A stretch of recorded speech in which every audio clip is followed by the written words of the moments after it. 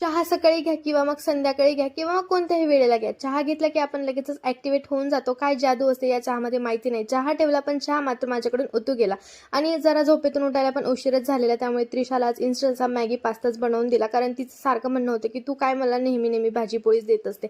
आणि आज सॅटर्डे आहे तर आहोंचा उपवास आहे तर मग त्यांना उपवासाचे दोषे दिले आणि बाकीच्या स्वयंपाकाचं जे होतं तर ते बहिणीला सोपवून दिले की आज तू बनव. कारण दुपारच्या वेळी आम्हाला जायचं होतं बाहेर आणि मग वरची जी कामं आहे तर ती मी करून घेतली.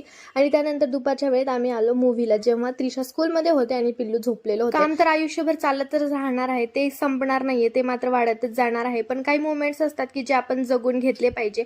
ज्यावेळी जे जगायचं आहे ते मात्र जगून घ्यायचं, ते चान्स मी काही सोडत नसते. छान अशी लाईफ जगून घ्यायची असो. आणि मध्यंतरामध्ये खायचं तर खूप काही होतं, पण उपवास असल्यामुळे फक्त आणि फक्त तिथे मला साबुदाणा वडाच भेटला. मूव्हीवरून आल्यास पाहिलं तर दोघं मस्त खेळत होते. त्यांना माझी बिलकुल आठवण येत नव्हती. माझा पण दिवस हॅप्पी आणि त्यांचा पण दिवस हॅप्पी.